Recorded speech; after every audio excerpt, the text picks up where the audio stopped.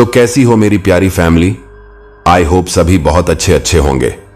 मैं भी बहुत बढ़िया चल रहा हूं। साथियों, आज जो घटना मैं आपको बताने वाला हूं वह अपने आप में बहुत ही ज्यादा खौफनाक होने वाली है और यह स्टोरी जुड़ी हुई है पहाड़ी एरिया से। अब आप जानते हैं कि पहाड़ अपने आप में एक रहस्य समेटे हुए हैं और उन्हीं पहाड़ों के बीच कई आत्माएं भटकती रहती होती हैं। अच्छा, जो घटना मेरे पास आई है वो म्यूजिक बैंड की है। हालांकि वह म्यूजिक बैंड काफी पॉपुलर भी हैं, लेकिन देखो सबकी अपनी अपनी प्राइवेसी होती है, तो इस वजह से उस म्यूजिक बैंड का नाम मैं बदल रहा हूं। हालांकि जो घटना है वह मैं आपको सेम टू सम बताने वाला हूं। और उस बैंड के बारे में कहा जाता है कि वह काफी पॉपुलर है और उसमें एक लड़की बताई जाती है जिसकी वजह से वह काफी फेमस हैं।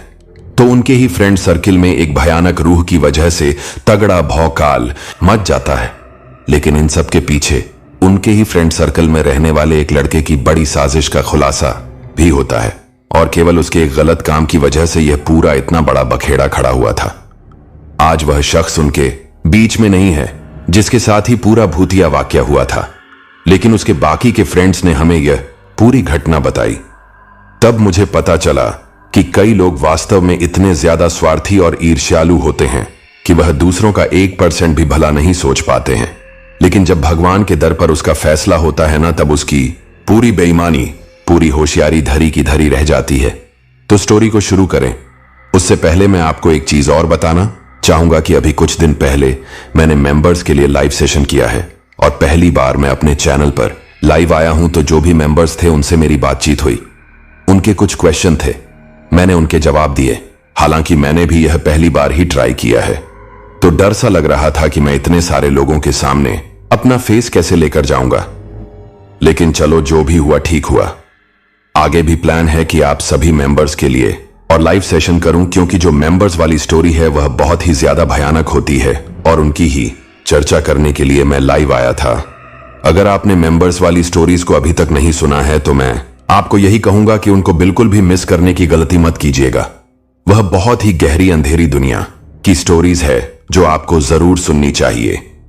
चलिए अब आज की स्टोरी को शुरू करते हैं। सुबह के 7 बज रहे थे, लेकिन रोज 10 बजे के बाद उठने वाला शशांक आज इतनी सुबह से उठकर पूरी तरह से रेडी भी हो गया था। शशांक ने टेबल पर रखा ग्रीन टी का कप हाथ में लिया और फिर सामने लटकी दीवार घड़ी में टाइम देखते हुए खुशी से बुदबुदाया, वाह शशांक, वाह, आज तो तुमने कमाल कर दिखाया। अभी तो मेरे सारे टीम मेंबर आराम से सोए पड़े होंगे और तुम तो उठकर रेडी भी हो गए। अच्छा मौका मिला है आज, अब आराम से इस शांत सुंदर सुबह का आनंद उठाऊंगा। शशांक ने फटाफट ग्रीन टी पी और फिर अपने रूम से निकलकर बाहर चला आया। इतनी सुबह अभी होटल के बाहर भी सुनसान सा माहौल ही था। दिसंबर का महीना चल रहा था, ठंड पूरे शबाब पर थी और ऐसे में फिर कौसानी जैसे हिल स्टेशन पर तो ठंडी इतनी ज्यादा पड़ रही थी कि लगता जैसे मुंह से निकलने वाली भाप भी जम जाएगी। शशांक ने वैसे तो गर्म कपड़ों के ऊपर ऊनी टोपी और हाथों में दस्ताने भी पहन रखे थे, फिर भी होटल से बाहर निकलते ही शशांक का पूरा बदन ठंड से सहर उठा। शशांक जैसे ही होटल से बाहर निकला, गेट पर खड़े दरबान ने हैरानी से उसकी ओर देखते हुए पूछा, साहब जी, इतनी ठंड में आप यूं पैदल पैदल कहां जा रहे हैं? आप होटल की गाड़ी में चले जाइए, नहीं तो आपको ठंड लग जाएगी। शशांक हल्के से मुस्कुराते हुए बोला, ओह, मुझे ठंड नहीं लगेगी, मैंने इन कपड़ों के अंदर भी स्वेटर पहन रखा है। फिर कुछ रुक के शशांक ने कहा, वैसे तुम तो शायद सारी रात इस गेट के पास खड़े रहते हो, तो क्या तुम्हें ठंड नहीं लगती? दरबान ने अजीब सी उदासी भरे स्वर में जवाब दिया, हमारा क्या साहब जी, दिन रात ड्यूटी करते करते अब तो ना हमें ठंड लगती और ना गर्मी। शशांक ने भी गर्दन हिलाई, फिर गंभीरता से बोला, ठीक कहते हो भाई, तुम अपने काम के आगे कहां महसूस होती है गर्मी या ठंड। फिर शशांक तेज कदमों से चलते हुए होटल के सामने वाली सड़क की तरफ चल दिया। ठंड की वजह से चारों तरफ कोहरा सा फैला हुआ था। सूरज की रोशनी अब तक उस कोहरे को चीरकर जमीन तक नहीं पहुंच पाई थी। ऐसा लग रहा था जैसे अभी सुबह के 5 बजे हो। सड़क के दोनों तरफ बनी हुई दुकानें भी अभी भी खुली नहीं थी। दोपहर से रात तक इस छोटे से लेकिन भीड़ भरे बाजार में अभी पूरी तरह से सन्नाटा सा पसरा था।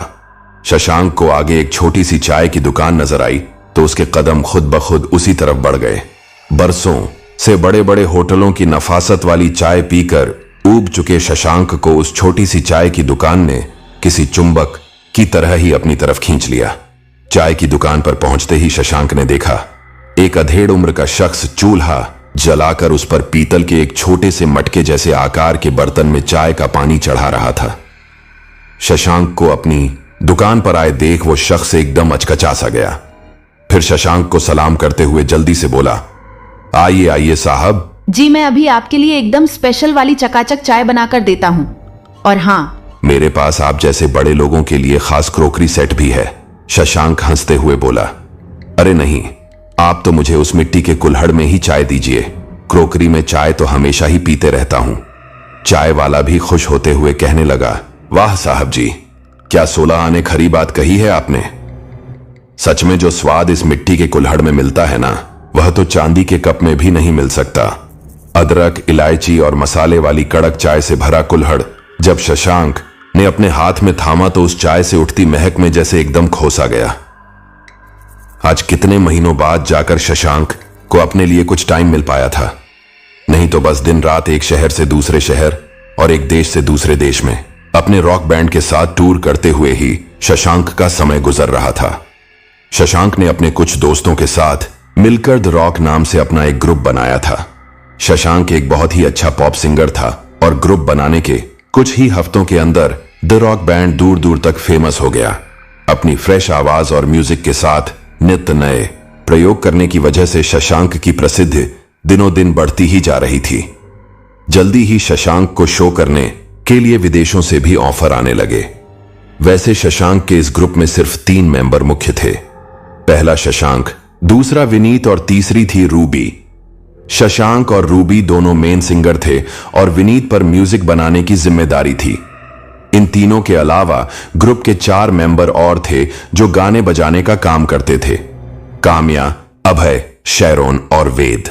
पिछले 4 महीनों से शशांक और उसका ग्रुप अपने शोज और में इतना बिजी रहा था कि शशांक का मन एकदम बेचैन सा रहने लगा था। रात रात भर तेज चमकती लाइट्स और तेज बजते म्यूजिक के शोर से शशांक का दिल और दिमाग दोनों ही थकने से लगे थे। इन सब से उबरने के लिए उसे एक सुकून भरा ब्रेक चाहिए था, जहां वह एकदम खामोश वातावरण में अपनी पसंद के गाने गुनगुनाते हुए कुछ समय बिता सके। इसीलिए शशांक ने न्यू ईयर में शो के जितने भी ऑफर आए उन सबको तुरंत बिना सोचे समझे ठुकरा दिया। रूबी और विनीत ने शशांक से हैरान होते हुए जब ठुकराने का कारण पूछा तो शशांक ने साफ इनकार करते हुए कह दिया कि वह आने वाले 2 हफ्तों तक कहीं भी कोई शो नहीं करने वाला है। शशांक की यह बात सुनते ही रूबी बुरी तरह से झल्ला उठी, लेकिन वह मन ही मन बहुत ज्यादा चिढ़ गई। उसने सोच लिया कि वह शशांक को उसकी गलती का एहसास करा के ही रहेगी। विनीत भी रूबी के दिल में उठ रहे जज्बातों को अच्छी तरह से समझ गया था। बाद में रूबी के वहां से जाते ही विनीत ने शशांक को समझाते हुए कहा, यार शशांक, तुझे रूबी से इस तरह से बात नहीं करनी चाहिए थी। अगर रूबी नाराज हो गई और उसने हमारा ग्रुप छोड़ दिया तो बहुत मुसीबत हो जाएगी यार। शशांक सर्द लहजे में बोला, विनीत, तुम शायद भूल रहे हो कि यह ग्रुप मैंने बनाया था। रूबी को ब्रेक देने वाला भी मैं ही था, नहीं तो रूबी जैसी जाने कितनी ही लड़कियां गली गली में मिलती हैं। शशांक और विनीत को लगा था कि रूबी यहां से चली गई है, लेकिन रूबी वहीं रूम के बाहर खड़ी होकर उन दोनों की ही बातें सुन रही थी। शशांक की यह बात सुनते ही रूबी गुस्से से तिलमिलाती हुई वापस कमरे में आई और चीखती हुई बोली, शशांक, मैं मानती हूं कि तुमने ही मुझे सिंगर का ब्रेक दिया था, लेकिन शायद तुम भूल रहे हो कि मैं एक टॉप ग्रेड सिंगर हूं। एकदम यूनिक आवाज है मेरी, ऊपर से किसी ब्यूटी क्वीन की तरह ब्यूटीफुल दिखती हूं मैं। ये जो तुम्हारा बैंड इतना ज्यादा फेमस हुआ है ना, तो उसके पीछे सिर्फ और सिर्फ एक ही वजह है और वो हूं मैं। सिर्फ मुझे देखने और मेरी मीठी आवाज सुनने के लिए ही लोग पागलों की तरह खींचे चले आते हैं। शशांक गुस्से से फट पड़ा। अब और एक शब्द भी बोला ना तुमने तो मुझसे बुरा कोई नहीं होगा। एक बात कान खोलकर सुन लो, अगर मेरे ग्रुप में रहना है तो तुम्हें सिर्फ वही करना होगा जो मैं कहूंगा। रूबी के गुस्से से लाल होते चेहरे को देख विनीत जल्दी से बोल उठा, ओह, तुम दोनों ये क्यों भूल रहे हो कि हम सब कितने अच्छे फ्रेंड्स हैं।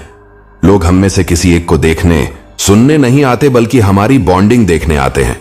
इसलिए अब यह फालतू की बातों पर बहस मत करो। मेरे पास एक बहुत ही शानदार आइडिया है। क्यों ना हम सब कुछ दिनों के लिए किसी बढ़िया से हिल स्टेशन पर घूमने चलते हैं। रूबी मुंह बनाती हुई बोली, मैं तुम्हें अपना बेस्ट फ्रेंड समझती हूं विनीत। तुम्हारे कहने से तो मैं कहीं पर भी जाने के लिए रेडी हूं। विनीत खुश होते हुए बोला, गुड, तो फिर हम 2-1 दिन में ही निकल चलते हैं घूमने फिरने के लिए। अचानक शशांक बोला, ओके विनीत, हम सब घूमने जाएंगे, लेकिन किसी बड़े हिल स्टेशन पर नहीं। हम सब कौसानी जाएंगे। मुझे कुछ दिनों तक एकदम शांति और सुकून से रहना है। शशांक ने ही फिर कौसानी के होटल की बुकिंग कराई और 2 दिनों के ही अंदर वो अपने ग्रुप के साथ कौसानी चला आया। शशांक अभी चाय की दुकान पर खड़े खड़े सोच में डूबा हुआ था कि अचानक ही एक शहद में डूबी हुई मीठी मधुर आवाज उसके कानों में पड़ी। कोई लड़की अपनी मीठी आवाज में शशांक का ही गाना गुनगुनाती हुई पैदल पैदल चली जा रही थी। शशांक ने जल्दी से अपनी चाय खत्म की और कुल्हड़ एक तरफ रखकर उसने चाय वाले को 100 का नोट दिया और उस लड़की के पीछे जाने लगा। तभी चाय वाले ने उसे रोकते हुए आवाज दी, साहब जी, इतने बड़े नोट का छुट्टा नहीं मिलेगा हमारे पास। शशांक जल्दी से बोला, छुट्टे की कोई जरूरत नहीं है, आप रखिए यह नोट।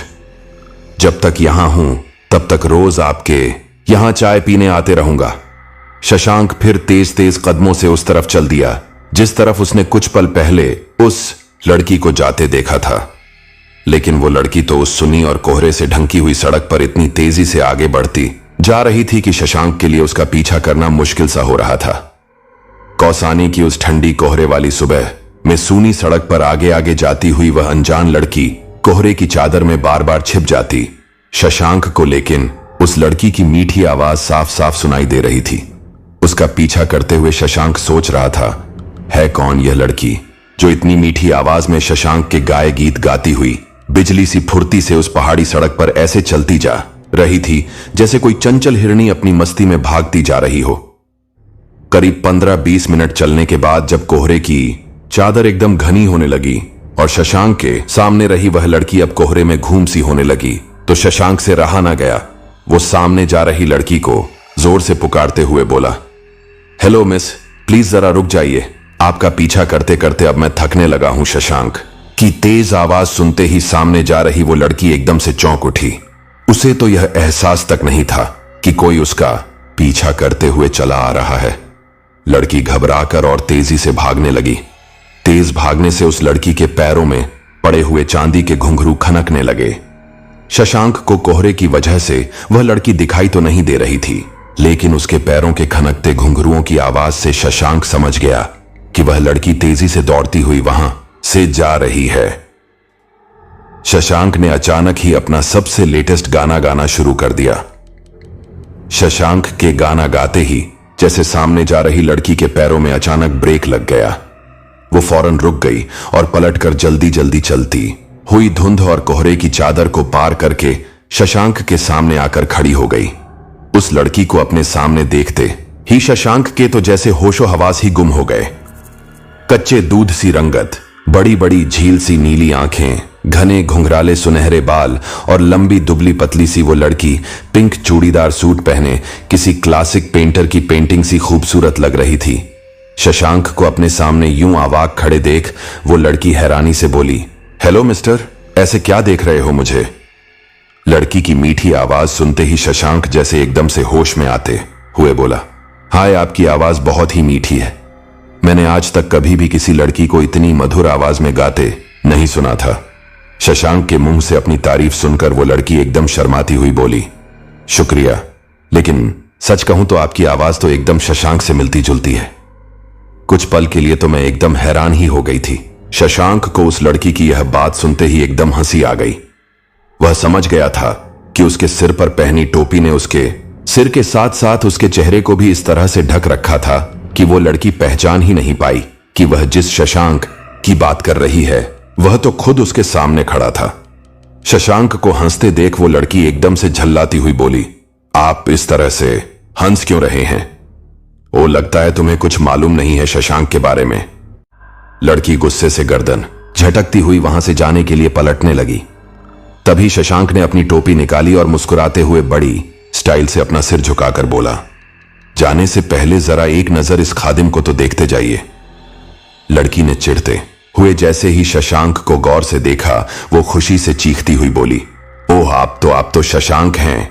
शशांक गर्दन हिलाते हुए बोला, जी हां, मैं ही वो शशांक हूं जिसका गाना अब गुनगुनाती हुई जा रही थी। लड़की खुश होकर बोली, सच, आज का दिन तो मेरी जिंदगी का सबसे अच्छा दिन है।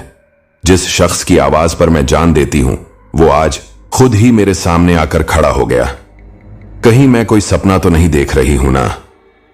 शशांक उस लड़की की तरफ प्यार से देखते हुए बड़ी नरमी से बोला, सच पूछिए तो सपना तो मैं देख रहा हूं, क्योंकि आप जैसी खूबसूरती तो हकीकत में हो ही नहीं सकती। प्लीज जरा अपने बारे में तो बताइए, आप क्या स्वर्ग से उतरी हैं या फिर किसी परिलोक से यहां चली आई हैं? लड़की अब बुरी तरह से शर्मा गई, फिर धीरे से बोली, मैं तो कभी सोच भी नहीं सकती थी कि यहां आपसे मेरी मुलाकात हो जाएगी। फिर लड़की उत्साहित हो अपनी बड़ी बड़ी आंखें चमकाते हुए अपने बारे में बताने लगी। मेरा नाम रक्तिमा है, मैं दिल्ली में रहती हूं और एमबीए के फाइनल ईयर में हूं। मेरी बस एक ही हॉबी है म्यूजिक। जब से मैंने आपका गाना सुना है न, तब से बस दिनरा मेरे दिलो दिमाग में बस आपके ही गाने गूंजते रहते हैं। मैं हमेशा सोचा करती थी कि काश मैं कम से कम एक बार आपको देख सकती, पर आज देखिए किस्मत खुद मेहरबान हो उठी मुझ पर। शशांक ने मुस्कुराकर जवाब दिया, मेहरबानियों की बारिश तो आज मुझ पर हुई है, तभी तो आपकी मीठी मीठी आवाज मेरे कानों में पड़ी। फिर कुछ गंभीर लहजे में शशांक बोला, वैसे आप कौसानी में कैसे? आप क्या यहां घूमने फिरने आई हैं या फिर कोई परिचित रहता है यहां? रक्तिमा का गुलाब सा चेहरा कुछ उदास हो उठा। वो दबी जुबान में बोली, मैं यहां घूमने नहीं आई हूं। मेरी बचपन की फ्रेंड सुहाना को टीबी हो गई है और वह कौसानी के एक सैनिटोरियम में रहकर अपना इलाज करा रही है। मैं 2 दिन पहले दिल्ली से यहां सुहाना से मिलने आई थी। बेचारी की तबीयत बहुत खराब है। शशांक भी यह बात सुन थोड़ा उदास हो गया, फिर कुछ सोचते हुए बोला, रक्तिमा, क्या तुम आज दोपहर 12 बजे मेरे ग्रुप के मेंबर्स से मिलने के लिए मेरे होटल आ सकती हो? मैं होटल सनशाइन में रुका हुआ हूं। मैं तुम्हें अपने ग्रुप मेंबर्स से मिलाने के लिए बेचैन हो रहा हूं, स्पेशली रूबी से। रूबी को भी तो पता चले कि शहद जैसी मीठी मधुर आवाज कैसी होती है। रक्तिमा का चेहरा चमक उठा, फिर वो सोचती हुई बोली, मैं आ तो जाऊंगी आपके होटल पर दोपहर को नहीं, मैं शाम 7 बजे के बाद पहुंच जाऊंगी आपके होटल। शशांक जल्दी से बोला, ओके, तुम शाम 7 बजे के बाद ही आ जाना, मैं वेट करूंगा तुम्हारा। अचानक रक्तिमा धीरे से बोली, मुझे थोड़ा अजीब सा लग रहा है, कहीं आपके ग्रुप मेंबर्स मुझसे मिलना पसंद नहीं करेंगे तो? वह सब इतने फेमस हैं, उन्हें मुझ जैसी एक सीधी सी लड़की से मिलना क्यों अच्छा लगेगा? शशांक अब थोड़ा अकड़ते हुए बोला, तुम ये क्यों भूल रही हो रक्तिमा कि वह सब जिस फेमस ग्रुप के मेंबर्स हैं, वह ग्रुप मैंने ही बनाया है। तुम उनकी बिल्कुल भी फिक्र मत करो। और हां, डिनर आज हमारे साथ ही करना। अपनी बात पूरी करते ही शशांक कुछ सोचते हुए बोला, तुम वैसे यहां रुकी कहां हो? कौन से होटल में रह रही हो यहां? रक्तिमा तुरंत बोली, मैं तो ब्लूबेरी कॉटेज में रुकी हूं, अकेली आई हूं ना कौसानी, इसलिए मुझे रुकने के लिए वो कॉटेज ठीक लगी। शशांक मुस्कुराते हुए बोला, ओके रक्तिमा, जैसा तुम चाहो, लेकिन प्लीज शाम को आना जरूर, मैं इंतजार करूंगा। रक्तिमा भी प्यारी सी मुस्कान बिखेरती हुई बोली, ओके शशांक जी, तो फिर अब मैं चलूं, काफी देर हो गई मुझे। शशांक ने आंखें सिकोड़ते हुए पूछा, अगर बुरा मत मानो तो क्या मैं जान सकता हूं कि आखिर कहां जाने के लिए तुम्हें देर हो रही है? रक्तिमा ने गहरी सांस ली, फिर धीमी आवाज में बोली, और कहां जाऊंगी? सैनिटोरियम जाने के लिए देर हो रही है मुझे। बेचारी सुहाना मेरा वेट कर रही होगी। कल मैंने उससे वायदा किया था कि आज सुबह मैं उसके लिए फ्रेश रेड चेरीज लेकर आऊंगी। सुहाना को बहुत ज्यादा पसंद है रेड चेरीज, और सैनिटोरियम में तो उसे चेरीज देखने के लिए भी नहीं मिलती। शशांक ने एकदम से पूछा, और तुम्हें क्या पसंद है रक्तिमा? रक्तिमा शर्मा गई, फिर पलकें झुकाती हुई बोली, मुझे तो बस आपकी आवाज और आपके गाने पसंद है। शशांक तो एकदम मंत्रमुग्ध होकर रक्तिमा के शर्म से गुलाबी हुए मोहक मुखद्दे को निहारने लगा। रक्तिमा यह देखकर और भी ज्यादा शर्मा उठी और फिर तेजी से पलटकर वहां से किसी चंचल हिरणी की तरह दौड़ती हुई कुछ ही पलों में कोहरे की घनी चादर में खो गई। शशांक तब तक वहीं खड़ा रहा जब तक उसे रक्तिमा के पैरों में पड़े घुंघरुओं की मधुर झनकार सुनाई देती रही। कोहरे में डूबी सड़क को एकटक देखते हुए शशांक जाने कितनी देर तक किसी मूर्ति की तरह वहीं के वहीं खड़ा रहा। फिर अचानक उसके मोबाइल की रिंगटोन बजने लगी तो शशांक ने एकदम से चौंक कर अपना मोबाइल निकाला और मुंह बनाते हुए देखने लगा कि किसने उसे इस समय डिस्टर्ब किया है। मोबाइल स्क्रीन पर विनीत का नाम देखकर शशांक ने फिर जल्दी से कॉल रिसीव किया। हेलो विनीत, क्या हुआ यार, क्यों डिस्टर्ब कर रहा है? विनीत कुछ हैरानी से बोला। यार शशांक, पहले ये तो बता कि तू है कहां? हम सब रेडी होकर ब्रेकफास्ट के लिए तेरा वेट कर रहे हैं। शशांक ने मुस्कुराते हुए कहा। मैं तो इस सुहानी सुबह का आनंद लेते हुए होटल के बाहर सैर कर रहा हूं। विनीत की हैरानी और भी बढ़ गई। ओ शशांक, तू तो एकदम कवियों की भाषा बोलने लगा यार। किसी कवि से तो मुलाकात नहीं हो गई तेरी? शशांक ठंडी सांस लेते हुए बोला, कवि से नहीं, मेरी मुलाकात तो आज जीती जागती कविता से ही हो गई।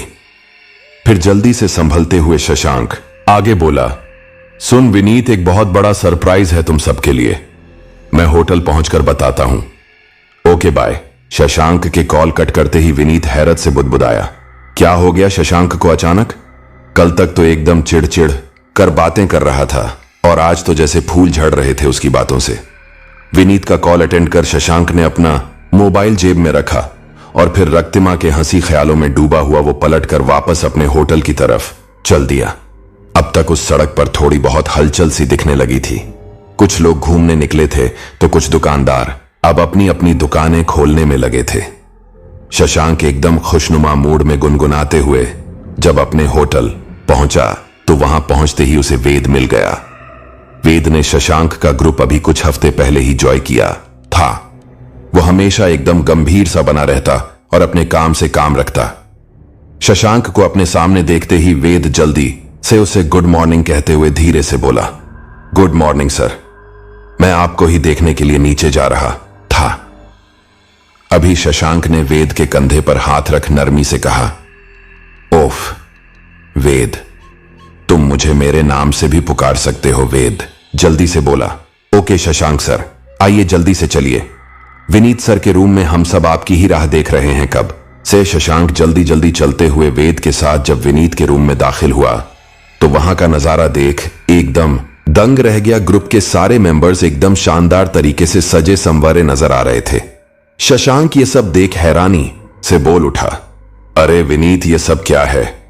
तुम सब इतने टिप टॉप दिख रहे हो और इतना शानदार ब्रेकफास्ट का अरेंजमेंट, क्या कोई खास बात है? मुझे तो कुछ भी नहीं बताया था कल तुमने इस बारे में। विनीत कंधे उचकाते हुए बोला, कल कैसे बताता यार? ये सब तो तुझे सरप्राइज देने के लिए ही प्लान किया था मैंने।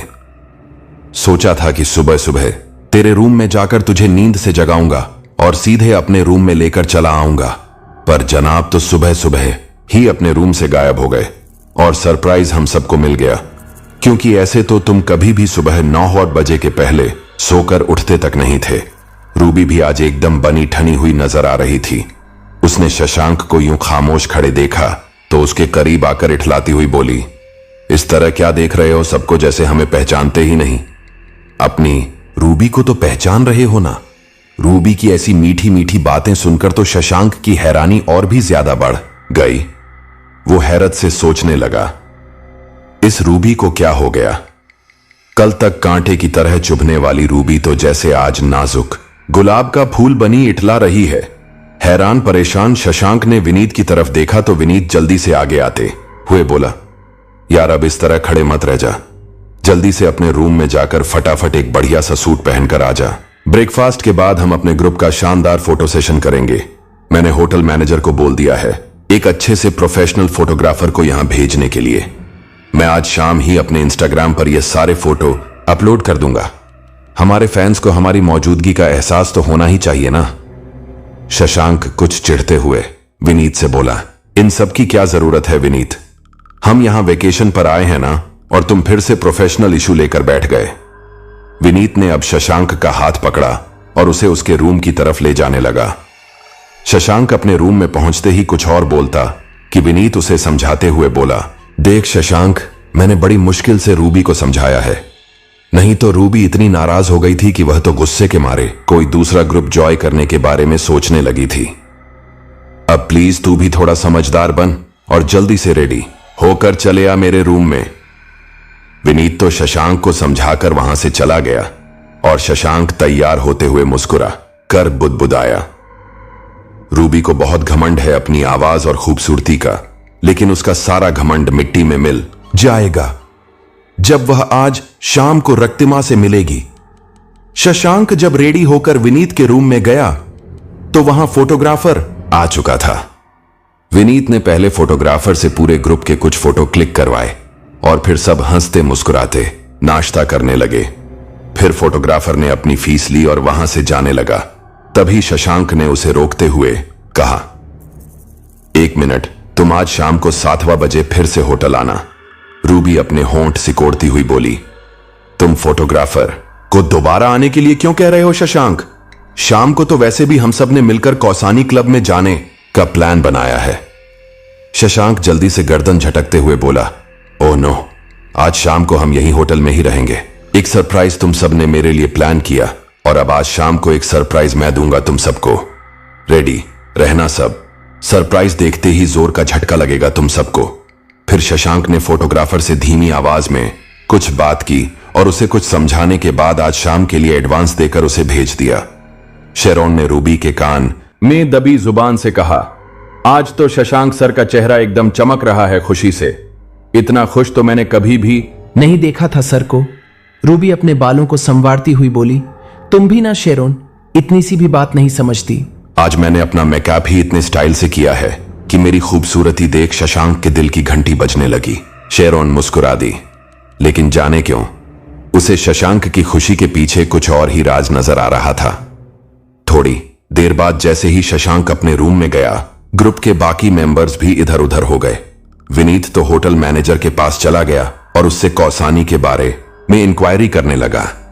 शेरोन और अभय में बहुत गहरी दोस्ती थी। जल्दी ही दोनों ने रिलेशनशिप में बंधने की प्लानिंग बना रखी थी। बस इंतजार था तो एक अच्छे मौके का। शेरोन और अभय दोनों आराम से टहलते हुए बातें करते होटल के बगीचे की तरफ चले गए। रूबी भी अपने रूम में वापस चली गई थी। इधर शशांक अपने रूम में बेचैनी से टहल रहा था। वो जरूर होटल के इस रूम में था, लेकिन उसका दिलो दिमाग तो अब भी रक्तिमा की खूबसूरती और उसकी मीठी आवाज में खोया हुआ था। शशांक मन ही मन बुदबुदाया, क्या किस्मत ने ही उन दोनों को मिलाने के लिए एक साथ यूं अचानक कौसानी भेज दिया। इतने में शशांक के रूम की डोरबेल बज उठी।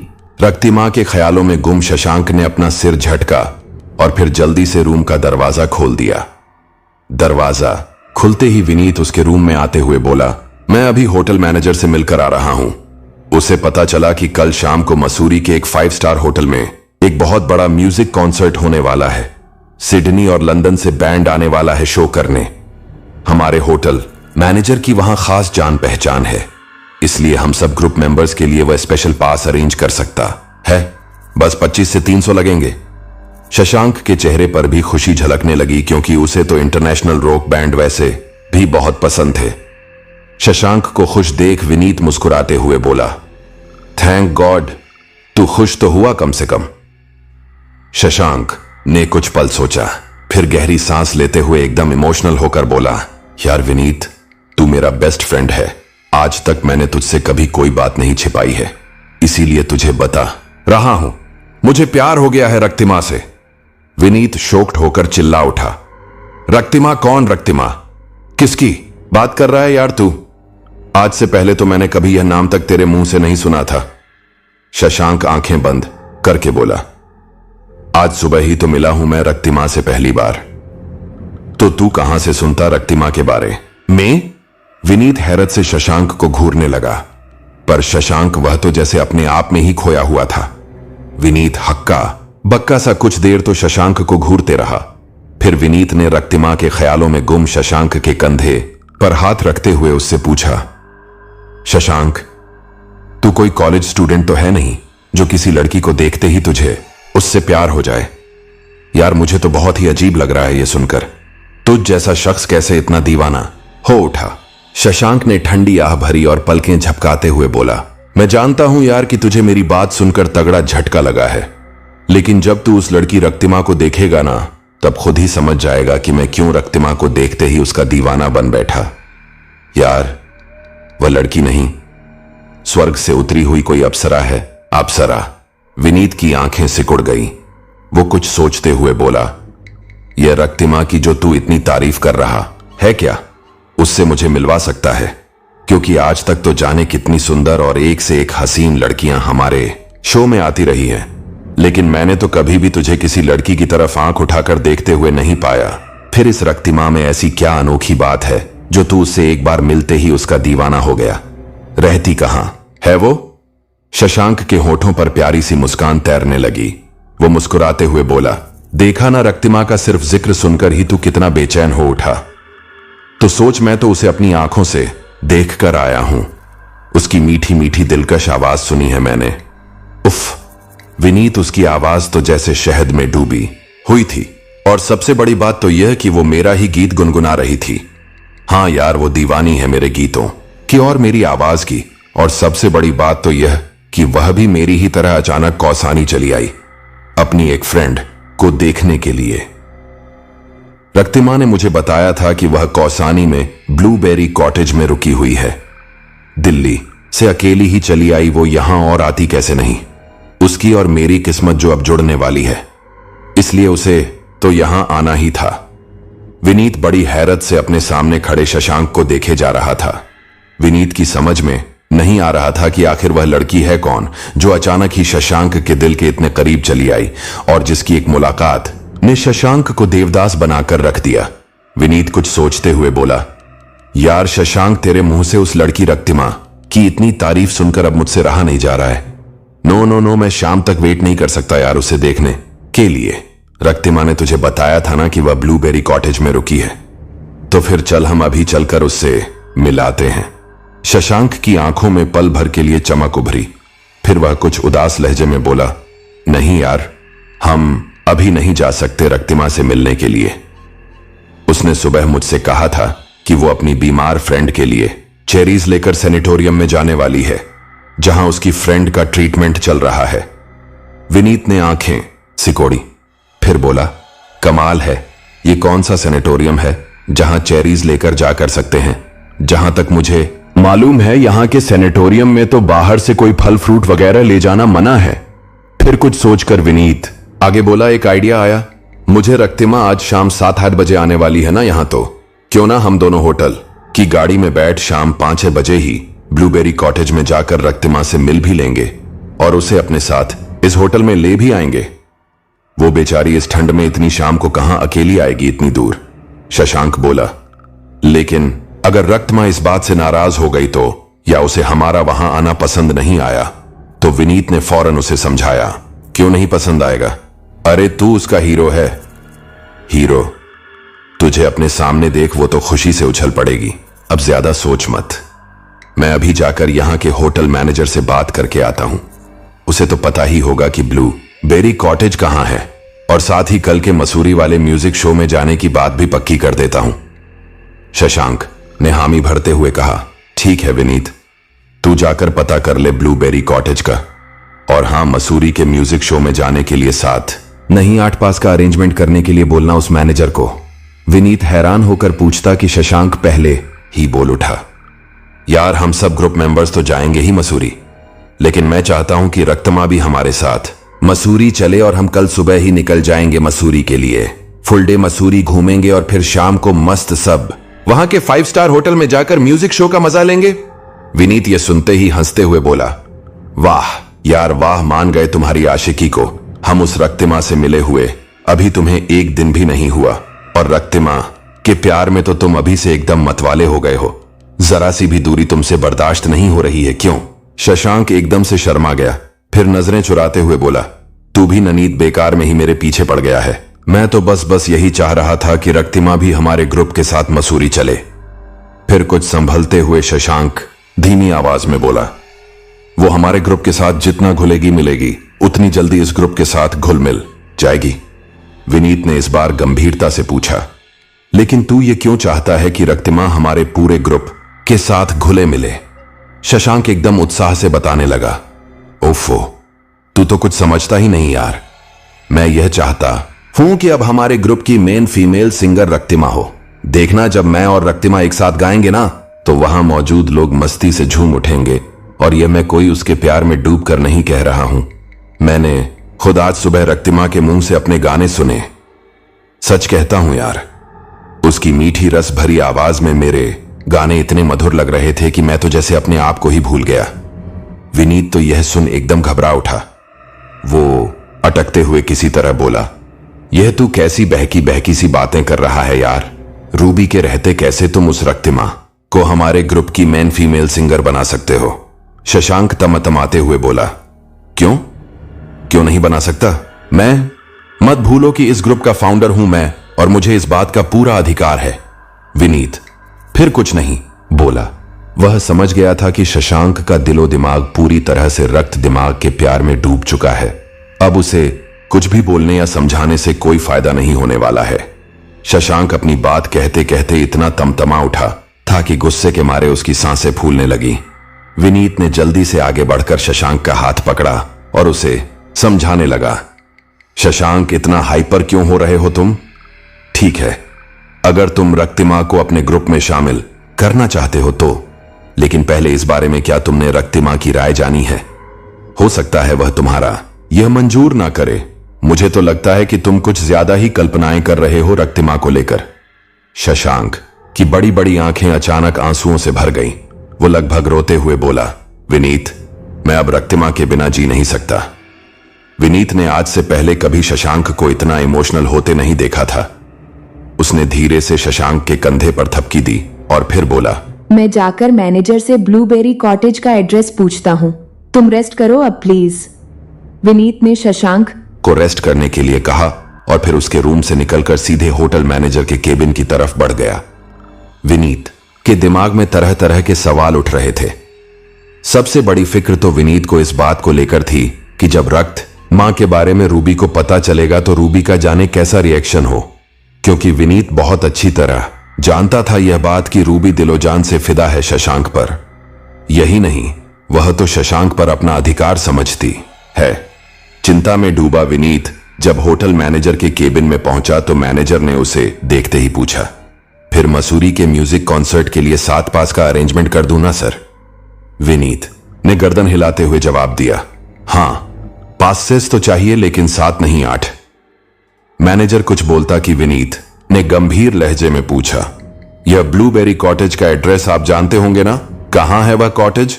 ब्लूबेरी कॉटेज का नाम सुनते ही मैनेजर बुरी तरह से चौंक उठा। फिर किसी तरह संभलते हुए बोला, आप क्यों पूछ रहे हैं उस कॉटेज का एड्रेस?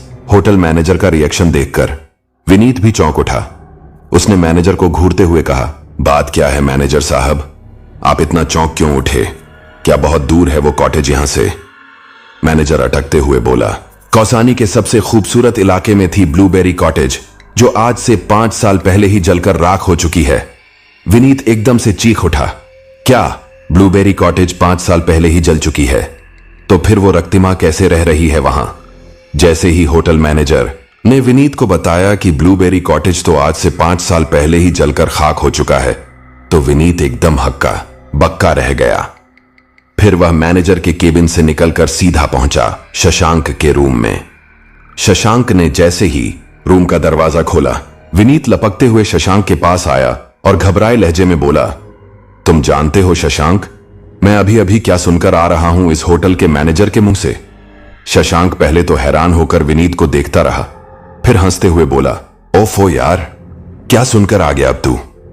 कहीं मैनेजर ने मना तो नहीं कर दिया पास देने से? तो कोई बात नहीं, हम सब मसूरी से ही घूम फिर कर आ जाएंगे वापस।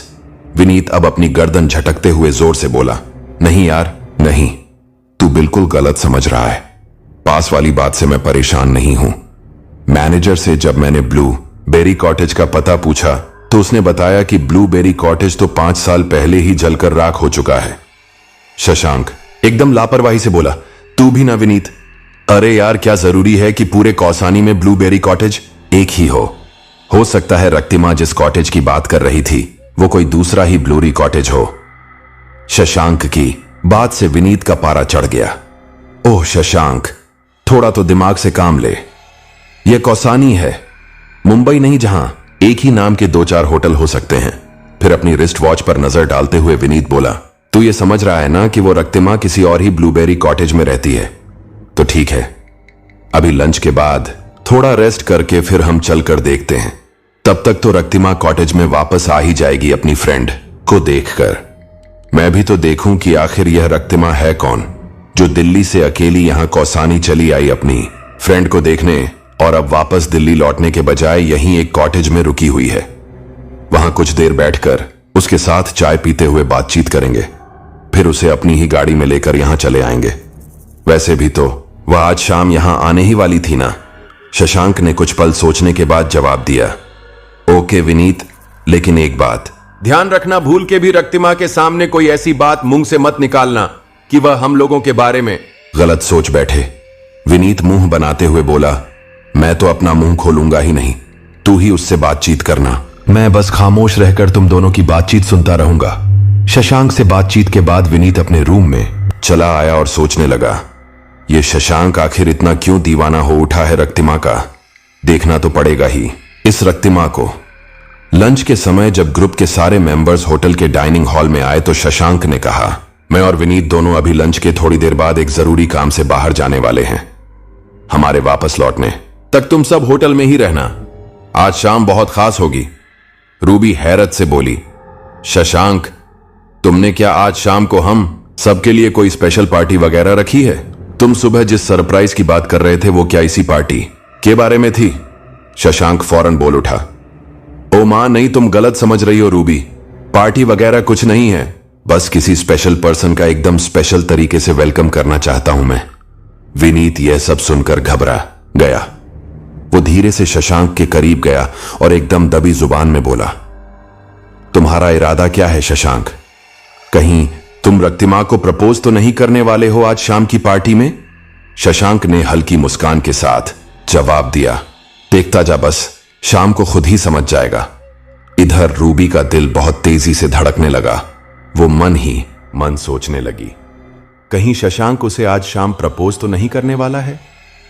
रूबी का चेहरा शर्म और खुशी से लाल हो गया। वो अब अपने को रोक नहीं पाई और दौड़कर सीधे शशांक से लिपटती हुई बोली, ओहो शशांक, तुम आज शाम मुझसे एंगेजमेंट करने वाले हो ना? शशांक एकदम उखड़ते हुए बोला, ये क्या बकवास कर रही हो तुम? ऐसा कोई ख्याल नहीं है मेरे माइंड में, और तुम भी इस गलत फहमी से बाहर निकल आओ। शशांक की कड़वी बात से रूबी ही नहीं, वहां मौजूद बाकी मेंबर्स भी एकदम अवाक रह गए। शशांक की ऐसी बेरुखी से रूबी का तो चेहरा इतना काला पड़ गया कि विनीत को जल्दी से आगे आकर बात संभालते हुए कहना पड़ा, oh please please Ruby, Shashank की बात सुनकर तुम इस तरह से अपसेट मत हो। शशांक का तुम्हें हर्ट करने का कोई इरादा नहीं था। वो तो बस आज सुबह से शशांक का दिलो दिमाग थोड़ा डिप्रेशन में है, बस इसीलिए वो इस तरह से झल्ला उठा। फिर विनीत ने शशांक को इशारा करते हुए कहा, क्यों शशांक, है ना यही बात? चलो जल्दी से बोलो रूबी को। सॉरी, तुम भी ना अपनी उलझन में ऐसे घिरे रहते हो कि उस चक्कर में बेचारी रूबी को इतना सुना दिया। विनीत की बात समझ शशांक जल्दी से सोचते हुए रूबी से बोला, ओ हाँ, मेरा ऐसा कोई इरादा नहीं था, वो तो बस जाने कैसे मैं एकदम से तुम पर भड़क उठा। रूबी का चेहरा गुस्से और अपमान से एकदम तमतमा रहा था। वो गर्दन झटकती हुई सर्द लहजे में बोली, मैं अपने रूम में जा रही हूं, मुझे डिस्टर्ब करने की गलती कोई ना करे। रूबी के गुस्से से जाने के बाद वहां एकदम गहरा सन्नाटा पसर गया। विनीत ने शशांक को घूरते हुए व्यंग से कहा, यह कैसा सरप्राइज देने वाले हो तुम हम सबको? मुझे तो लग रहा है कि आज शाम हमारे ग्रुप की आखिरी शाम है, कल से अब ना यह ग्रुप रहेगा और ना हम सब एक साथ रहेंगे। अचानक ही वेद धीरे से बोला, सर जिस तरह से रूबी मैम यहां से नाराज होकर गई हैं वो बिल्कुल भी ठीक नहीं हुआ। हमारे इस बैंड की लोकप्रियता में रूबी मैम का बहुत बड़ा हाथ है और आपने उन्हें ही इतनी बुरी तरह से फटकार दिया। शशांक कुछ सोचने के बाद बड़ी नरमी से सबको समझाते हुए कहने लगा, मुझे माफ कर दो तुम सब, लेकिन मैं सच कह रहा हूं, रूबी को इस तरह से हर्ट करने का मेरा कोई इरादा नहीं था। मैं एक बहुत ही बड़े सरप्राइज के बारे में प्लानिंग कर रहा हूं। अगर सब कुछ ठीक तरह से सेटल हो गया तो जल्दी ही हमारे ग्रुप के शो इंडिया के साथ विदेशों में भी होंगे। और तुम लोग रूबी को लेकर मत फिक्र करो, मैं आराम से हैंडल कर लूंगा। रूबी को भी और उसके गुस्से को भी। शशांक की बातों ने सबके होंठों पर मुस्कान ला दी। अब शशांक ने सबके लिए लंच बुलवाया।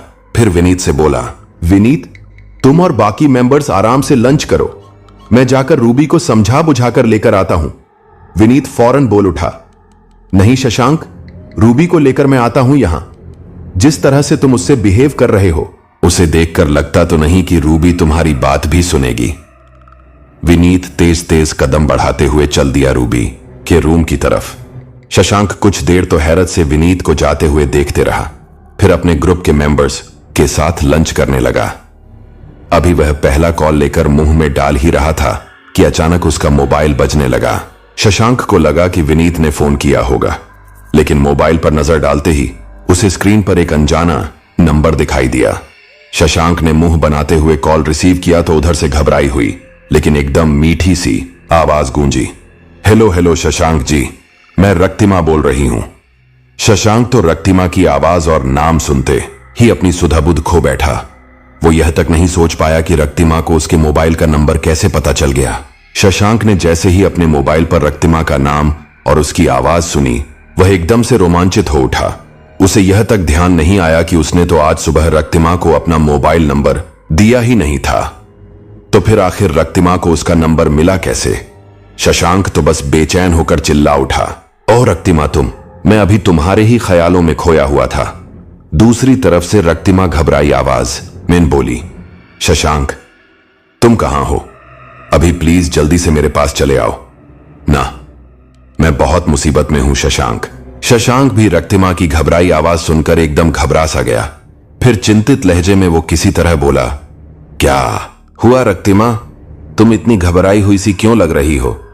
शशांक की बात पूरी भी नहीं हुई थी कि रक्तिमा अटकती आवाज में बोली, मैं अभी सैनिटोरियम के बाहर खड़ी हुई तुम्हारा इंतजार कर रही हूं शशांक, तुम बस जल्दी से मेरे पास चले आओ। मेरी फ्रेंड सुहाना, वो उसकी अभी कुछ देर पहले ही डेथ हो गई है। शशांक ने हैरान होकर पूछा, क्या तुम्हारी फ्रेंड की डेथ हो गई, कैसे, तुम तो उसके लिए आज चेरीज लेकर जाने वाली थी ना सैनिटोरियम में, तो फिर अचानक ही क्या हुआ ऐसा। रक्तिमा बुरी तरह से सिसकने लगी। फिर सिसकती हुई वह बताने लगी, मेरी फ्रेंड सुहाना की तबीयत तेजी से सुधर रही थी, इसीलिए तो उसने कल मुझसे रेड चेरीज की फरमाइश की थी। आज सुबह आपसे मिलने के बाद जब मैं चेरीज लेकर सैनिटोरियम पहुंची, तब भी सुहाना जिंदा थी और मेरे पास चेरीज देखते ही वह खुशी से मुस्कुराती हुई छोटे बच्चे की तरह मचलती हुई चेरीज खाने के लिए लपकी। लेकिन उसने अभी चेरी अपने मुंह में डाली भी नहीं थी कि अचानक ही उसकी सांसें उखड़ने लगी। चेरी उसके हाथ से नीचे गिर गई और सुहाना बेड पर लुढ़क कर जोर जोर से हांफती हुई सांस लेने की कोशिश करने लगी। यह देख मैं डॉक्टर को बुलाने के लिए दौड़ी, लेकिन जब मैं डॉक्टर को अपने साथ लेकर वापस सुहाना के पास पहुंची तो मैंने देखा सुहाना का सिर तकिए से एक तरफ लुढ़का हुआ है। डॉक्टर ने जल्दी से आगे बढ़कर सुहाना की नब्ज चेक की, फिर उदास लहजे में बताया कि सुहाना की सांसें अब हमेशा के लिए थम चुकी हैं। शशांक दुखी स्वर में बोला, ओह यह तो बहुत ही बुरा हुआ। रक्तिमान रोते हुए कहने लगी, तुम सोच भी नहीं सकते शशांक कि सुहाना की इस तरह अचानक मौत से मेरे ऊपर क्या बीत रही है। हम दोनों का एक दूसरे के सिवाय और कोई सहारा नहीं था। अनाथ होते हुए भी मैंने और सुहाना ने कभी भी अपने को तन्हा महसूस नहीं किया, क्योंकि हम दोनों एक दूसरे के हर सुख दुख के साथी थे। वह मेरे दिल के इतने करीब थी कि मेरी दिल की बातों को बिना कहे ही समझ जाती थी, कभी मुझसे नहीं रूठती थी, हमेशा मेरी खुशी चाहती थी सुहाना। पता नहीं अब उसके बगैर मैं कैसे जिंदा रहूंगी। अब इस पूरी दुनिया में कौन है जो मेरी परवाह करेगा, मुझे सहारा देगा। शशांक फौरन बोल उठा, तुम प्लीज इस तरह की बातें मत करो। रक्तिमा सुहाना के इस तरह जाने का गम तो मुझे भी है, पर मैं हूं ना, मैं अब से तुम्हारे हर कदम में साथ रहूंगा। तुम्हारी छोटी से छोटी खुशी का ख्याल रखूंगा मैं। दुनिया की तुम कोई परवाह मत करो। आज से तुम और मैं अपनी एक नई दुनिया बनाकर रहेंगे। शशांक को मोबाइल पर इस तरह की इमोशनल और रोमांटिक बातें करते देखकर डाइनिंग हॉल में मौजूद उसके ग्रुप के मेंबर्स तो एकदम हैरान हो उठे। उन्होंने तो कभी सोचा तक नहीं था कि शशांक जैसा प्रोफेशनल इंसान कभी किसी से इस तरह रोमांटिक और इमोशनल बातें भी कर सकता है। इधर शशांक बेपरवाह होकर अपना मोबाइल पकड़े हुए रक्तिमा से बात किए चला जा रहा था। रक्तिमा, तुम अभी जहां पर हो मुझे वहां का एड्रेस भेजो जल्दी से। मैं बस कुछ ही मिनटों में तुम्हारे करीब पहुंच जाऊंगा। रक्तिमा ने रोते हुए कहा, मैं तुम्हें गूगल लोकेशन सेंड कर रही हूं। तुम जितनी जल्दी हो सके यहां पहुंच जाओ शशांक। इस समय मुझे बहुत जरूरत है तुम्हारी। शशांक तुरंत बोला, ओके रक्तिमा, मैं बस एक आध मिनट के अंदर निकल रहा हूं अपने होटल से। मेरे वहां पहुंचने तक तुम अपना ख्याल रखना और बिल्कुल भी घबराना मत। शशांक फिर अपने मोबाइल की तरफ गौर से देखने लगा। जैसे ही रक्तिमा की सेंड की हुई गूगल लोकेशन शशांक के मोबाइल पर आई, उसने एक नजर लोकेशन पर डाली और फिर मोबाइल जेब में रखकर तेजी से वहां से बाहर निकल गया। शशांक के जाते ही अभय और वेद भागते हुए रूबी के रूम की तरफ लपके। उन्होंने जैसे ही रूम के दरवाजे पर लगी डोरबेल बजानी चाही कि तभी रूम का दरवाजा खुला और विनीत और रूबी दोनों रूम से बाहर निकले। जैसे ही उन्होंने वेद और अभय को देखा एकदम हैरान रह गए। विनीत ने हैरत से पूछा, अरे वेद अभय, तुम दोनों यहां क्या कर रहे हो? लंच कर लिया क्या तुम दोनों ने? अभय परेशान लहजे में बोला, वो शशांक सर लंच आधा छोड़कर ही अचानक जाने कहां चले गए। आपको कुछ पता है क्या सर कि वह कहां गए होंगे? विनीत हैरानी से चिल्लाया, कहां चला गया शशांक? मुझे तो इस बारे में खबर तक नहीं है। मैं तो यहां रूबी को लंच के लिए बुलाने आया था। लेकिन तुम लोग तो वहीं थे ना, तो क्या तुम लोगों ने कुछ पूछा नहीं शशांक से? या फिर शशांक ने क्या तुम लोगों को कुछ नहीं बताया कि वह इस तरह अचानक से जा कहां रहा है? वेद गंभीरता से बोला, शशांक सर ने तो हमें इस बारे में कुछ बोलने का मौका ही नहीं दिया। वह तो फोन आते ही तेजी से बाहर निकल गए। ये सुनते ही रूबी एकदम से बोली, जस्ट मिनट वेद, अभी अभी तुम बता रहे थे कि शशांक फोन आते ही तेजी से चला गया, तो तुमने सुना था कुछ कि शशांक आखिर फोन पर बात किससे कर रहा था? रूबी के सवाल के जवाब में वेद फौरन बोला, ओह हां शशांक सर यहां से जाने से पहले जिससे बात कर रहे थे उसका नाम रक्तिमा था, क्योंकि सर अपने मोबाइल पर बात करते हुए बार बार किसी रक्तिमा का नाम ले रहे थे। विनीत जोर से चीखते हुए बोला, रक्तिमा, तुमने अभी रक्तिमा कहां? विनीत के चीखने से रूबी एकदम हड़बड़ाती हुई बोली, तुम इतना हैरान क्यों हो गए विनीत? क्या तुम जानते हो रक्तिमा के बारे में कौन है वो? मैंने तो कभी भी शशांक के मुंह से रक्तिमा का नाम नहीं सुना है। विनीत संभलते हुए बोला, नहीं तो मैंने भी कभी यह नाम नहीं सुना है। शशांक के मुंह से वो तो यह रक्तिमा नाम एकदम से सुना तो इसलिए मैं चौंक उठा। रूबी भी परेशान हो बोली, यह तो बड़ी ही अजीब बात लग रही है। हमें जल्दी से जल्दी शशांक को कॉल करके पूछना चाहिए कि वह इस वक्त कहां है। कहीं शशांक किसी बड़ी मुसीबत में तो नहीं फंस गया है विनीत, इसीलिए पिछले कुछ दिनों से वह इतना टेंशन में दिख रहा था। विनीत मन ही मन बुदबुदाया, ओफ शशांक, ये तुम किस रक्तमा के चक्कर में पड़ गए हो? फिर विनीत ने अपना मोबाइल निकाला और शशांक को रिंग करने लगा, लेकिन शशांक के मोबाइल में रिंग बजते ही शशांक ने कॉल कट कर दिया, क्योंकि शशांक तो इस समय अपने मोबाइल में रक्तिमा के भेजे हुए गूगल लोकेशन को फॉलो करता हुआ बड़ा चला जा रहा था। विनीत झल्लाते हुए चिल्लाया, ओफो, ये शशांक तो मेरा कॉल रिसीव ही नहीं कर रहा है। रिंग बजते ही कॉल कट कर देता है वो। इतने में अभय ने विनीत को इशारा करते हुए एक कोने में बुलाया और फिर दबी जुबान से बोला, शशांक सर जब फोन पर बात कर रहे थे तो मैंने उनकी कुछ बातें सुनी थी। वह किसी रक्तिमा नाम की लड़की से अपने मोहब्बत का इजहार करते हुए उसे हिम्मत बंधा रहे थे। उसके हर कदम पर उसके साथ रहने की बात कर रहे थे, और यही नहीं सर, तो उस रक्तिमा के साथ अपनी एक अलग दुनिया बनाने की बात भी कर रहे थे। अभय की बातों ने विनीत के मन में हलचल मचा दी। वो बेचैन होकर बुदबुदाया, पक्का यह शशांक किसी बड़ी मुसीबत में फंसने वाला है। इसे जल्द से जल्द खोजना बहुत जरूरी है। विनीत ने कुछ पल सोचने के बाद कहा, मेरे पास एक जबरदस्त आइडिया है। शशांक इस होटल से होटल की कैब में ही तो बैठकर गया होगा ना, और होटल की हर कैब में जीपीएस ट्रैकर लगा रहता है और इसे बड़ी इजीली होटल मैनेजर के मोबाइल की हेल्प से ट्रैक किया जा सकता है। तो हम लोग अभी होटल मैनेजर के केबिन में चलकर उनके मोबाइल में देखते हैं कि उस कैब में बैठकर शशांक आखिर गया कहां है। विनीत ने रूबी और अभय को अपने साथ लिया और तेजी से चल पड़ा। होटल मैनेजर के केबिन में वेद भी उनके पीछे आने लगा, लेकिन विनीत ने उसे समझाते हुए कहा, वेद तुम जाओ और शेरोन काम्या को बोल दो कि लंच के बाद सबके सब मेरे रूम में आएंगे। मुझे कुछ जरूरी बात करनी है सबसे। विनीत की बात से रूबी थोड़ी हैरान हो उठी। जैसे ही वेद वहां से गया उसने विनीत की तरफ देखते हुए पूछा, क्या बात करना चाहते हो तुम विनीत? हम सबसे विनीत गहरी सांस लेते हुए बोला, ओह रूबी, अभी हमें जल्दी से होटल मैनेजर के पास जाकर यह पता लगाना है कि शशांक जिस कैब में बैठकर गया है वो इस वक्त कौसानी में कहां है। रूबी फिर कुछ नहीं बोल पाई और चुपचाप विनीत के साथ चल पड़ी मैनेजर के केबिन की तरफ। जैसे ही विनीत होटल मैनेजर के केबिन में दाखिल हुआ, मैनेजर तुरंत बोल उठा, आइए सर, आप सबके लिए पासेस का अरेंजमेंट हो गया है। आज रात तक मैं आपको दे दूंगा सारे पास। विनीत ने हल्के से गर्दन हिलाते हुए कहा, ओह थैंक्स, लेकिन मैं अभी पासेस के लिए नहीं, एक बहुत जरूरी काम से आया हूं। विनीत के चेहरे पर छाई गंभीरता और उसके साथ आए अभय और रूबी को देख होटल मैनेजर थोड़ा सोच में पड़ गया। फिर धीरे से बोला, कोई प्रॉब्लम हुई क्या सर आपको हमारे होटल में? कोई भी परेशानी हो आप बेझिझक बता सकते हैं, मैं तुरंत उसे दूर करा दूंगा। विनीत ने गहरी सांस लेते हुए पूछा, आपके होटल की कैब में जीपीएस सिस्टम है ना? मैनेजर ने फौरन हामी भरी। ओ यस यस, हमारे होटल की अपनी 3 कैब है और हर एक कैब में जीपीएस सिस्टम पूरी तरह से एक्टिव है। विनीत राहत की सांस लेते हुए बोला, तब तो आप हमारी प्रॉब्लम फौरन दूर कर सकते हैं। हम लोग आपके पास यह जानने के लिए आए हैं कि अभी थोड़ी देर पहले शशांक जिस कैब से गया है उस कैब का लोकेशन इस वक्त कहां है? यह सुनते ही होटल मैनेजर कुछ घबरा सा गया।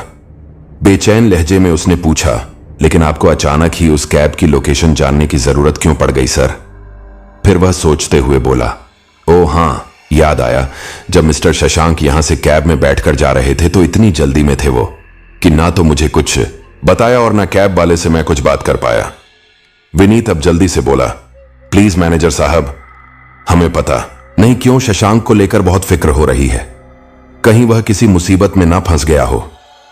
आप जल्दी से उस कैब का जीपीएस ट्रैकर ऑन करके हमें बताइए कि इस वक्त उस कैब की लोकेशन कहां शो हो रही है।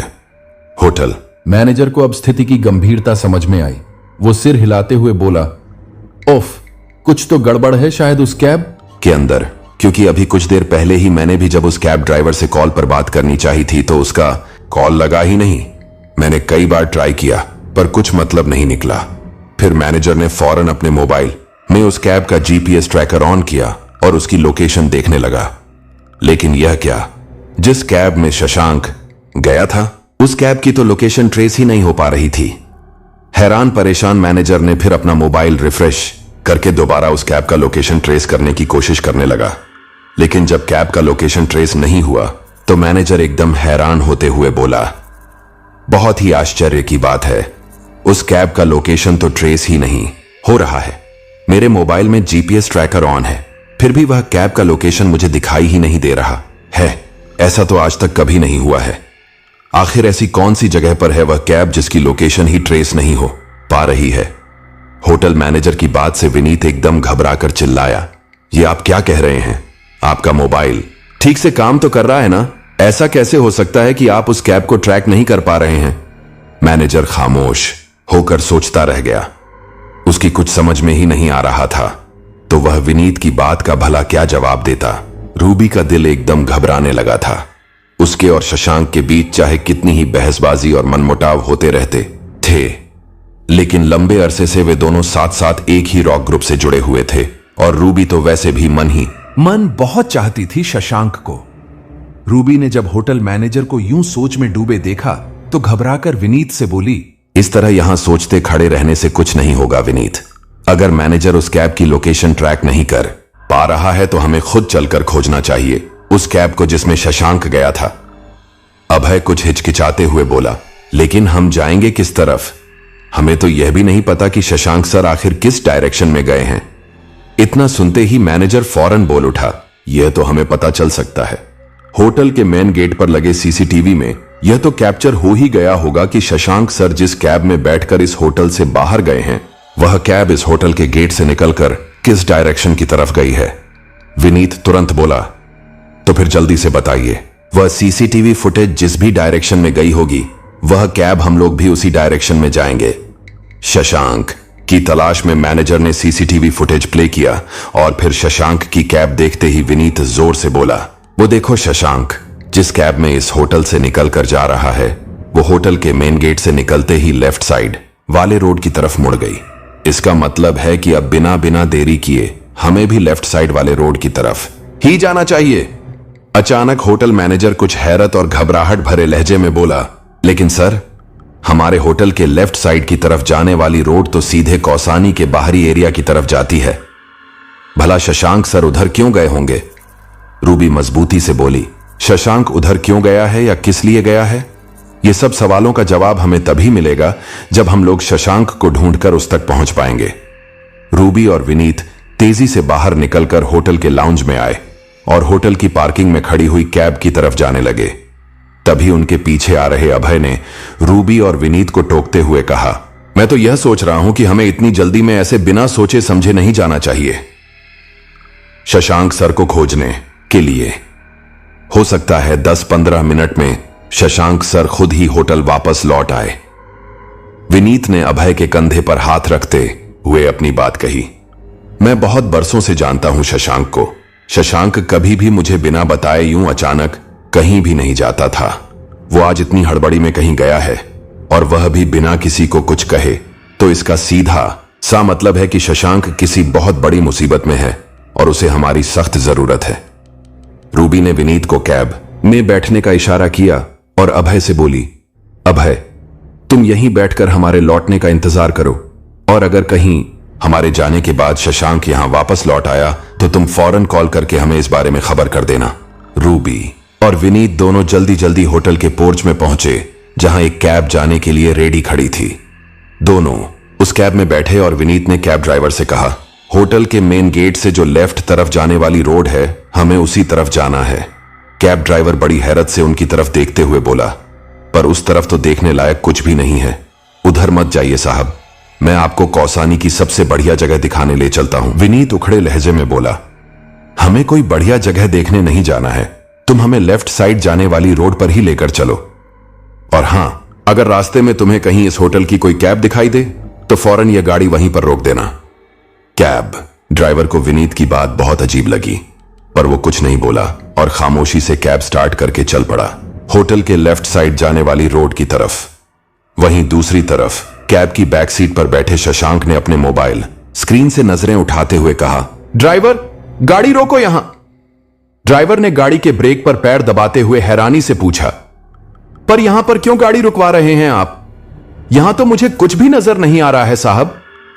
शशांक ने ड्राइवर को घूरते हुए देखा, फिर गुस्से से बोला, वो सामने खड़ी लड़की नजर नहीं आ रही तुम्हें?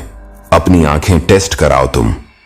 ड्राइवर को फटकार लगाकर शशांक ने कैब का दरवाजा खोला और बिजली की तेजी से लपकते हुए रोड के किनारे एक बड़े से पेड़ के नीचे खड़ी हुई रक्तिमा की तरफ बढ़ गया। कौसानी के बाहरी इलाके में एक सुनसान सी जगह पर कैब रुकवाकर शशांक गाड़ी से नीचे उतर गया। कैब ड्राइवर बड़ी हैरानी से शशांक को जाते हुए देख रहा था। इधर शशांक तेजी से चलते हुए जैसे ही रक्तिमा के पास पहुंचा, रक्तिमा उसे देखते ही फूट फूट कर रोने लगी। रक्तिमा को इस तरह से रोते बिलखते देख शशांक बुरी तरह से हड़बड़ा गया। उसकी समझ में नहीं आ रहा था कि वह रक्तिमा को कैसे दिलासा दे, कैसे उसे चुप कराए। शशांक को कुछ नहीं सूझा तो उसने आगे बढ़कर रक्तिमा को अपनी बाहों में समेट लिया।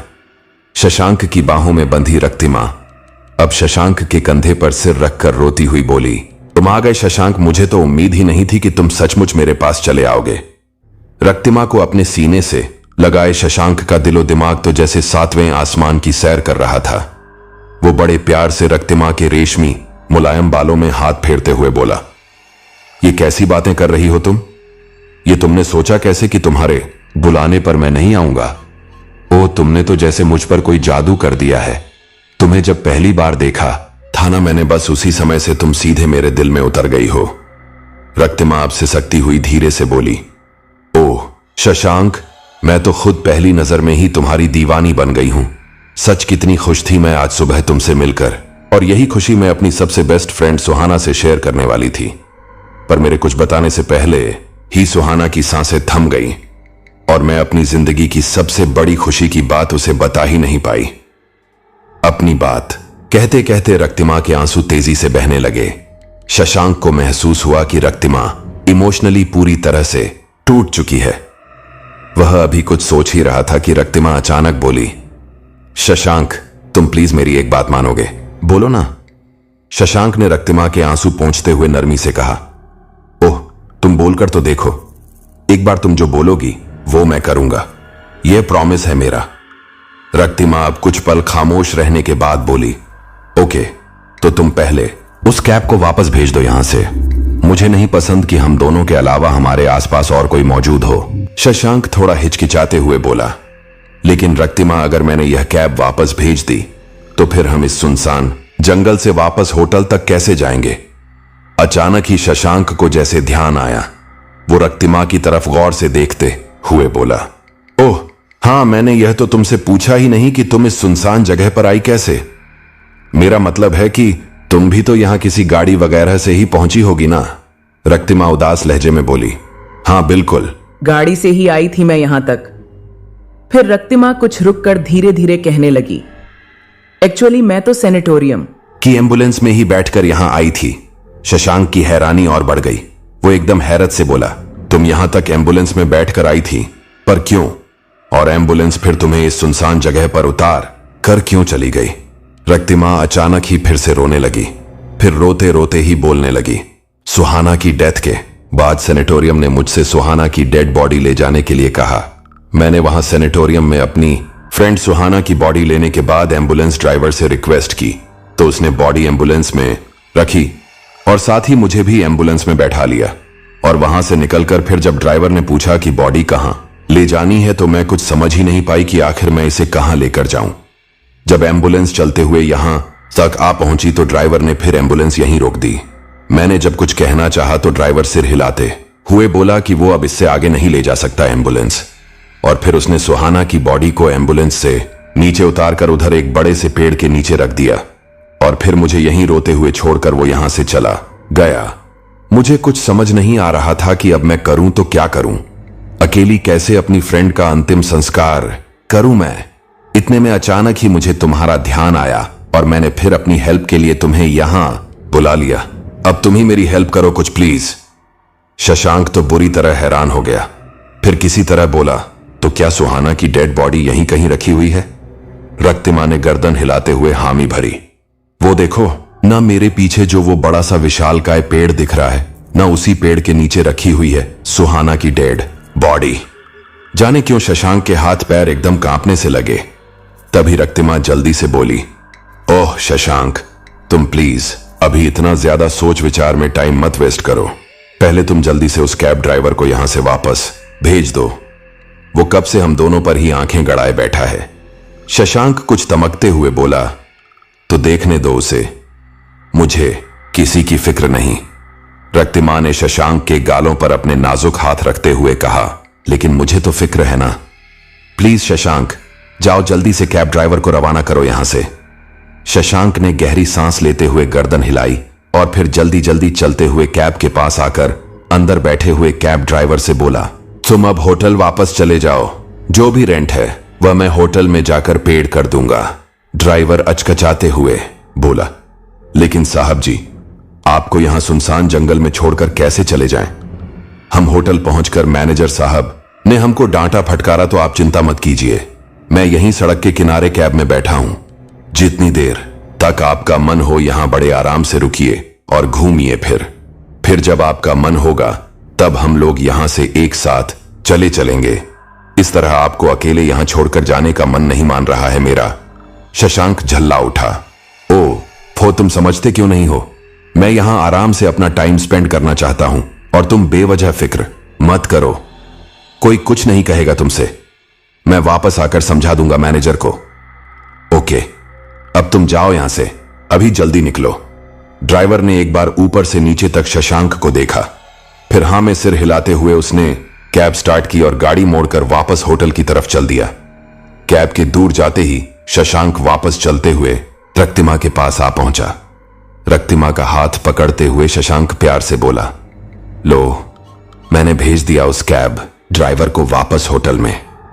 अब हम इत्मीनान से बात कर सकते हैं। कोई हमें रोकने टोकने वाला नहीं है यहां। रक्तिमा की आंखों में अचानक ही फिर से आंसू तैरने लगे।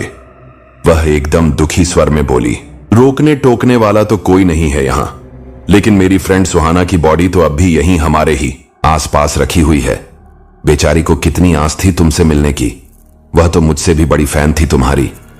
हर वक्त बस तुमसे मिलने साथ चल पड़ी मैनेजर के केबिन की तरफ। जैसे ही विनीत होटल मैनेजर के केबिन में दाखिल हुआ, मैनेजर तुरंत बोल उठा, आइए सर, आप सबके लिए पासेस का अरेंजमेंट हो गया है। आज रात तक मैं आपको दे दूंगा सारे पास। विनीत ने हल्के से गर्दन हिलाते हुए कहा, ओह थैंक्स, लेकिन मैं अभी पासेस के लिए नहीं, एक बहुत जरूरी काम से आया हूं। विनीत के चेहरे पर छाई गंभीरता और उसके साथ आए अभय और रूबी को देख होटल मैनेजर थोड़ा सोच में पड़ गया। फिर धीरे से बोला, कोई प्रॉब्लम हुई क्या सर आपको हमारे होटल में? कोई भी परेशानी हो आप बेझिझक बता सकते हैं, मैं तुरंत उसे दूर करा दूंगा। विनीत ने गहरी सांस लेते हुए पूछा, आपके होटल की कैब में जीपीएस सिस्टम है ना? मैनेजर ने फौरन हामी भरी। ओ यस यस, हमारे होटल की अपनी 3 कैब है और हर एक कैब में जीपीएस सिस्टम पूरी तरह से एक्टिव है। विनीत राहत की सांस लेते हुए बोला, तब तो आप हमारी प्रॉब्लम फौरन दूर कर सकते हैं। हम लोग आपके पास यह जानने के लिए आए हैं कि अभी थोड़ी देर पहले शशांक जिस कैब से गया है उस कैब का लोकेशन इस वक्त कहां है? यह सुनते ही होटल मैनेजर कुछ घबरा सा गया। बेचैन लहजे में उसने पूछा, लेकिन आपको अचानक ही उस कैब की लोकेशन जानने की जरूरत क्यों पड़ गई सर? फिर वह सोचते हुए बोला, ओ हां, याद आया, जब मिस्टर शशांक यहां से कैब में बैठकर जा रहे थे तो इतनी जल्दी में थे वो कि ना तो मुझे कुछ बताया और ना कैब वाले से मैं कुछ बात कर पाया। विनीत अब जल्दी से बोला, प्लीज मैनेजर साहब, हमें पता नहीं क्यों शशांक को लेकर बहुत फिक्र हो रही है, कहीं वह किसी मुसीबत में ना फंस गया हो। आप जल्दी से उस कैब का जीपीएस ट्रैकर ऑन करके हमें बताइए कि इस वक्त उस कैब की लोकेशन कहां शो हो रही है। होटल मैनेजर को अब स्थिति की गंभीरता समझ में आई। वो सिर हिलाते हुए बोला, उफ, कुछ तो गड़बड़ है शायद उस कैब के अंदर, क्योंकि अभी कुछ देर पहले ही मैंने भी जब उस कैब ड्राइवर से कॉल पर बात करनी चाहिए थी तो उसका कॉल लगा ही नहीं। मैंने कई बार ट्राई किया पर कुछ मतलब नहीं निकला। फिर मैनेजर ने फौरन अपने मोबाइल में उस कैब का जीपीएस ट्रैकर ऑन किया और उसकी लोकेशन देखने लगा। लेकिन यह क्या, जिस कैब में शशांक गया था उस कैब की तो लोकेशन ट्रेस ही नहीं हो पा रही थी। हैरान परेशान मैनेजर ने फिर अपना मोबाइल रिफ्रेश करके दोबारा उस कैब का लोकेशन ट्रेस करने की कोशिश करने लगा। लेकिन जब कैब का लोकेशन ट्रेस नहीं हुआ तो मैनेजर एकदम हैरान होते हुए बोला, बहुत ही आश्चर्य की बात है, उस कैब का लोकेशन तो ट्रेस ही नहीं हो रहा है। मेरे मोबाइल में जीपीएस ट्रैकर ऑन है, फिर भी वह कैब का लोकेशन मुझे दिखाई ही नहीं दे रहा है। ऐसा तो आज तक कभी नहीं हुआ है। आखिर ऐसी कौन सी जगह पर है वह कैब जिसकी लोकेशन ही ट्रेस नहीं हो पा रही है? होटल मैनेजर की बात से विनीत एकदम घबराकर चिल्लाया, यह आप क्या कह रहे हैं? आपका मोबाइल ठीक से काम तो कर रहा है ना? ऐसा कैसे हो सकता है कि आप उस कैब को ट्रैक नहीं कर पा रहे हैं? मैनेजर खामोश होकर सोचता रह गया। उसकी कुछ समझ में ही नहीं आ रहा था तो वह विनीत की बात का भला क्या जवाब देता। रूबी का दिल एकदम घबराने लगा था। उसके और शशांक के बीच चाहे कितनी ही बहसबाजी और मनमुटाव होते रहते थे, लेकिन लंबे अरसे से वे दोनों साथ साथ एक ही रॉक ग्रुप से जुड़े हुए थे और रूबी तो वैसे भी मन बहुत चाहती थी शशांक को। रूबी ने जब होटल मैनेजर को यूं सोच में डूबे देखा तो घबराकर विनीत से बोली, इस तरह यहां सोचते खड़े रहने से कुछ नहीं होगा विनीत। अगर मैनेजर उस कैब की लोकेशन ट्रैक नहीं कर पा रहा है तो हमें खुद चलकर खोजना चाहिए उस कैब को जिसमें